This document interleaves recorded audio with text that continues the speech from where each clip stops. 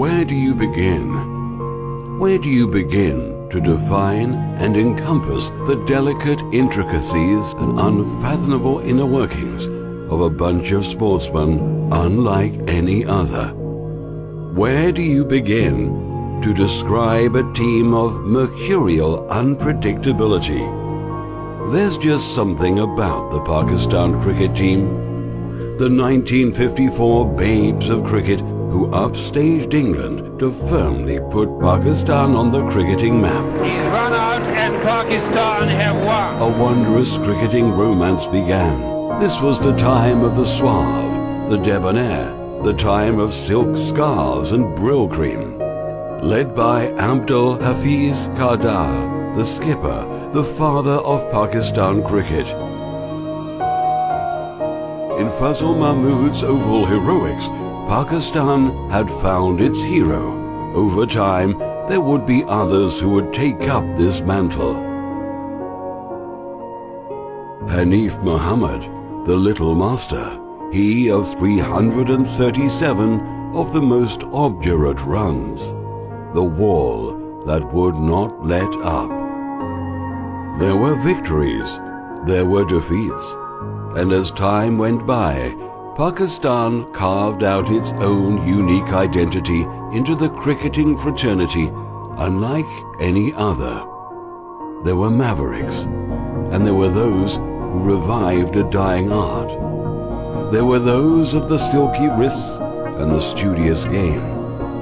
There was a street fighter who showed that Pakistan was no longer afraid of being brave, and a six that was stamped into the nation's psyche forever.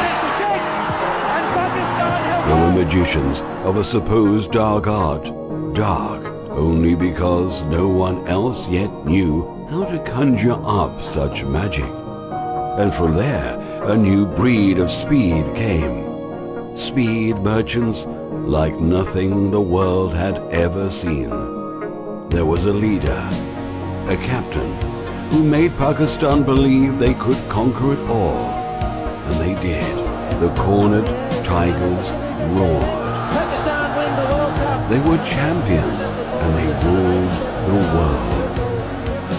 There were new heroes. There were wolves who hunted in packs, kings of swings and toe crushers. The Burewala Express would not let anything stand in its way. There were small wrists blazing records. There was a wall to steady it all. There was magic and guile. There was a whirlwind that shook everything. Madness would have a new max. And there was a lightning bolt. The long line of fast bowlers had reached its crescendo in speed. A new sheriff was in town. There was lazy elegance, and there was brute force. There were sad, dark times, and yet there was strength within. There was exile, millions of eyes set upon barren arenas, yet there was strength again. There was resolve, there was sheer class and power of will. That he was not the chosen one would not stop him. And again from the ashes they would rise.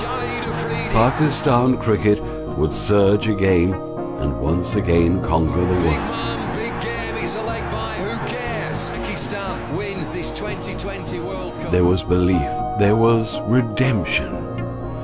There was a magician, a caster of enchantment. There was a swift rise of a hero, and an even swifter fall. Icarus had flown too close to the sun. Yet it all continued.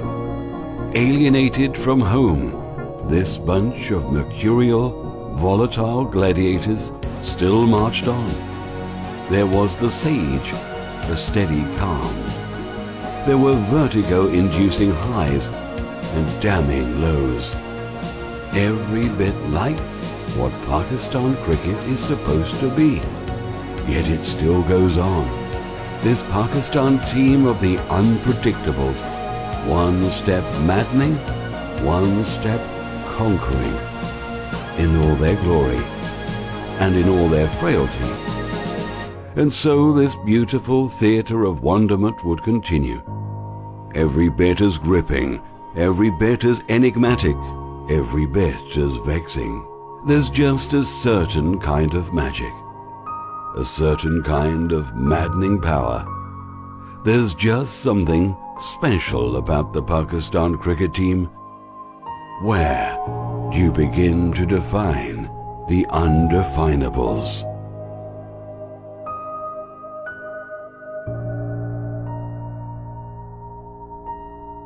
I think we've worked out which Pakistan have turned up today.